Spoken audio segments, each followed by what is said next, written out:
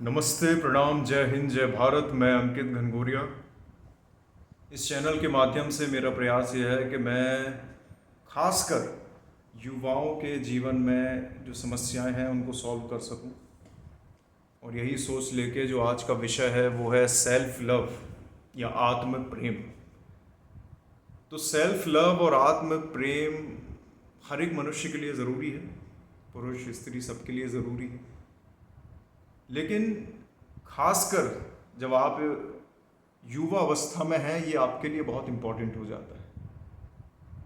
क्यों हो जाता है? क्योंकि भगवान रूपी विज्ञान ने आपको चेतना के साथ जो ये शरीर दिया है, इस वाहन के बिना आप कोई भी कार्य नहीं कर सकते। और इस वाहन का जो सीपीयू है, आपका जो दिमाग है, जिसके अंदर इमोशंस हैं, साइकोलॉजी है, स्पिरिचुअलिटी है, अगर हम उसको बैलेंस्ड और हेल्दी स्टेट में नहीं रखेंगे तो वो भी सही तरीके से काम नहीं करेंगे। Depression, anxiety, lack of confidence, dilemma, conflict, ऐसी सब समस्याओं में फंस जाएंगे। तो मतलब जो बहुत सारी समस्याएं एक युवा अवस्था में होती हैं, साइकोलॉजी, इमोशंस और स्पिरिचुअलिटी से रिलेटेड, उनका सल्यूशन सेल्फ लव है। ये कोई स्वार्थ की बात नहीं है। ये आप अपने जीवन के वाहन और जो उसका जो सेंट्रल प्रोसेसिंग यूनिट है, दिमाग, और उसकी चेतना है, उसको कैसे हेल्दी रखते हैं, ये वो तरीका है। तो सबसे पहले मेरे हिसाब से जो भी मैं चीज़ें बता रहा हूँ वो मेरे हिसाब से हैं, मेरे ओपिनियन में है कि आपका जो शरीर है, फिजियोलॉजी है, उसको आपको फिट रखना पड़ेगा। I think the journey of self love will start from being fit. First step जो है वो बीइंग फिट है। आपको एक रूटीन लाइफस्टाइल चूज करनी चाहिए। एक्सरसाइज को महत्व देना चाहिए। इसमें आप वर्कआउट कर सकते हैं, रनिंग कर सकते हैं, योगा कर सकते हैं, एज पर योर डिज़ायर। और साथ में अच्छा सोना और अच्छा खाना भी ज़रूरी है। अच्छा खाना जिसमें बैलेंस्ड न्यूट्रिशन, और सोने की जो बात है, जो आपका स्लीप होना चाहिए, वो 8 से 10 घंटा तो होना चाहिए, क्योंकि इसके बिना आप खुद को डेली बेस पे रिजुविनेट नहीं कर सकते। तो फिजियोलॉजी में ये सब चीज़ें आती हैं। सेकंड जो है वो है मेंटल हेल्थ।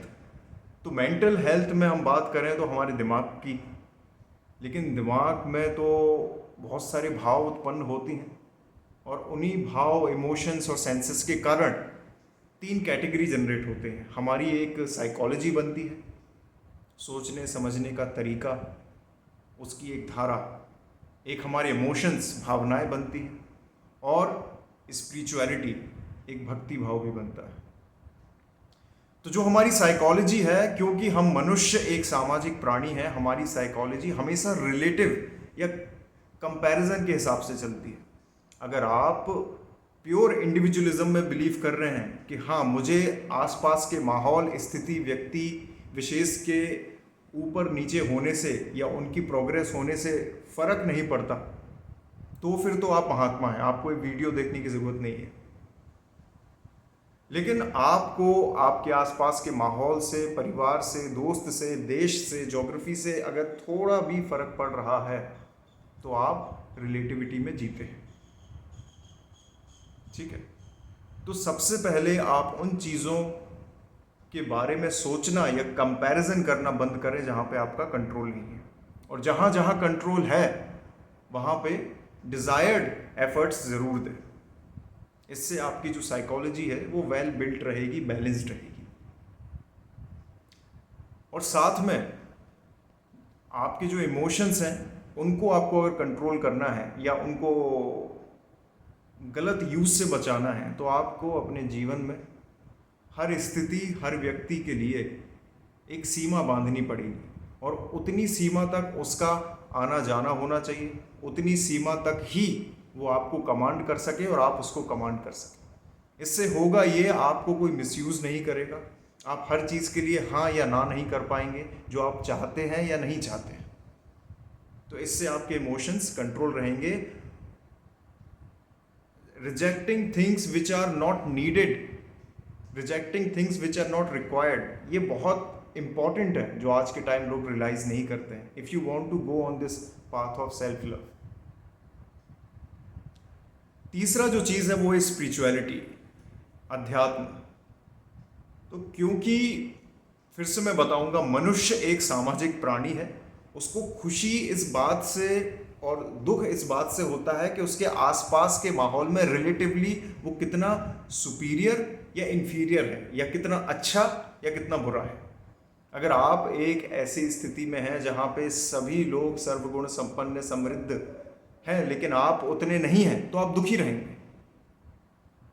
लेकिन अगर आप एक ऐसी स्थिति में हैं जहाँ पर आसपास रिलेटिवली बहुत दिक्कतें हैं और आपके पास थोड़ा सा सुख है, तो आप सुखी रहेंगे और इसको आप नकार नहीं सकते।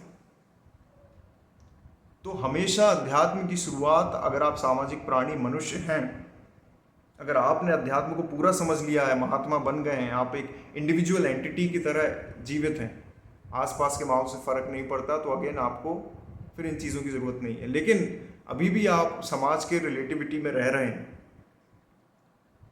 तो आपको हमेशा जो फर्स्ट स्टेप टुवर्ड्स अध्यात्म है या स्पिरिचुअलिटी है, वो मैं मानता हूँ वो है ग्रैटिट्यूड बाय प्रेयर और मेडिटेशन।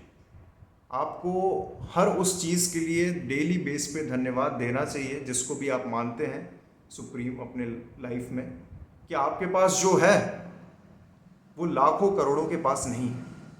आप चल फिर सकते हैं डेली बेस पे, आपको खाना मिल रहा है, अच्छी छत है, अच्छा समाज है, अच्छा देश है, एजुकेशन है। जब आप इनको कंपेयर करेंगे ऐसे लोगों से जिनके पास पेरेंट्स नहीं हैं, फैमिली बैकग्राउंड नहीं है, ऑर्फन है, फिजिकली डिसेबल्ड है, खाने पीने की दिक्कतें हैं, गरीबी है, या एक ऐसे नेशन में है जहाँ लड़ाई हो रही है, या एक ऐसी ज्योग्राफी में है जहाँ भुखमरी है, for an example Africa, terror attacks हैं जस्ट लाइक मिडिल ईस्ट। तो जब आप इन चीज़ों माइक्रो चीज़ों को नोटिस करके ग्रैटिट्यूड देंगे डेली बेस पे, तो आप अध्यात्म के क्षेत्र में पहला कदम तो उठा चुके हैं और आपको एक सकारात्मक परिवर्तन ज़रूर लगेगा कि हाँ, मैं कहीं ना कहीं एक ठीक स्थिति में हूँ जहाँ पे कई लाख या करोड़ लोग नहीं हैं। तो आपको एक पॉजिटिव सेंस आएगा। तो हमने फिजिकल हेल्थ, फिजियोलॉजी और मेंटल हेल्थ की बात करी। इसमें एक और चीज़ जुड़ जाती है कि हम अपने अंदर जो भाव, इमोशन, साइकोलॉजी, अध्यात्म, जो भी चीज़ें चल रही है, इन चीज़ों के बीच में हर बार एक कन्फ्लिक्ट आता है, डिलेमा आता है। हम कंफ्यूज्ड हो जाते हैं अपने ही आप से, और यही चीज़ आगे प्रोपगेट होके एंग्जाइटी, डिप्रेशन में कन्वर्ट होती है। इसलिए सकारात्मक पॉजिटिव सेल्फ टॉक बहुत ज़्यादा ज़रूरी है। जब भी आप नेचर में बैठ के खुद से बात करेंगे या खुद के विचारों को सेल्फ एनालाइज या रियलाइज़ करेंगे, तो आप बहुत सारे सॉल्यूशंस को ढूंढ पाएंगे। और सेल्फ टॉक इसलिए भी ज़रूरी है ताकि आप खुद को भी समझ सकें।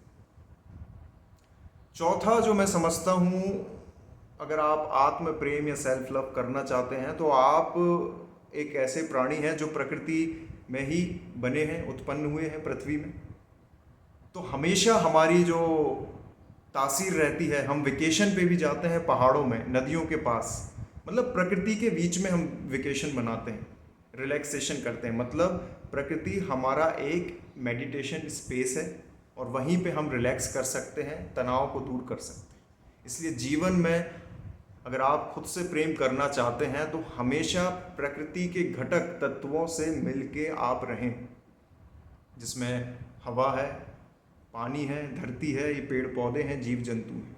आप जिस भी आधार पे उनके आसपास अवेलेबल हैं, उनको अपने अंदर, अपने जीवन शैली में समाहित करके रखेंगे, तो आप खुद से अच्छे से प्रेम कर पाएंगे, रिलैक्स्ड फील कर पाएंगे। पांचवा पॉइंट, आप कुछ क्षमताओं के साथ, परिवार के बैकग्राउंड के साथ पैदा हुए, फिर आपकी नरिशमेंट, संस्कार, एजुकेशन के हिसाब से, कंडीशंस के हिसाब से आपने कुछ क्षमताएं जीवन में पैदा करी। तो वो जो क्षमताएं हैं जो इतने कॉम्बिनेशन के बाद तैयार होती हैं, वो यूनिक होती हैं हर एक इंडिविजुअल के लिए, और उस यूनिकनेस को आपको रिस्पेक्ट करना चाहिए कि कहीं ना कहीं वो चीज़ बाकियों के कंपैरिजन में अच्छी है। मैं बार बार रिलेटिविटी और कंपैरिजन इसलिए बोल रहा हूँ कि आप लाख कोशिश कर लें, जब तक आप सामाजिक मनुष्य हैं, आप हमेशा कंपैरिजन और रिलेटिव टर्म्स में ही सोचेंगे। तो आपकी जो यूनिकनेस है, जो आपकी क्षमताएं हैं, स्ट्रेंथ हैं, उनको रिस्पेक्ट करें और उनको सही जगह पे यूटिलाइज करें for name, fame, capitalisation and कम एफर्ट में ज़्यादा रिवॉर्ड्स। तभी आप खुश रह पाएंगे। तो ये कुछ मैंने 5 बेसिक पॉइंट डिस्कस करने की कोशिश करी, जो मैंने खुद भी अपने जीवन में आफ्टर स्कूल लाइफ फेस करे हैं और उन चीज़ों पे काम करके गिरते वक्त में खुद को संभालने की कोशिश करी है। उम्मीद है कि इन चीज़ों से आप खुद को अच्छे से समझेंगे, खुद के जीवन में जो वॉर चल रहा है उससे बाहर आके एक प्रेम भाव जागृत करेंगे अपने लिए और अपने शरीर के लिए। और समस्याएं बहुत सारी रहती हैं, लेकिन उनका सल्यूशन कुछ 3 या 4 चीज़ों में ही होता है। Maintaining your mental health, physical health, creating some healthy boundaries, understanding your, क्या बोलते हैं उसको, स्वॉट एनालिसिस। ये बेसिक चीज़ें ही आपके जीवन में बहुत सारी समस्याओं को सॉल्व कर देगा। तो इस वीडियो को ज़्यादा से ज़्यादा लोगों के साथ शेयर करें, साझा करें और हमें सब्सक्राइब करें। उम्मीद है मैंने कुछ वैल्यूएबल आपको साझा किया होगा। धन्यवाद।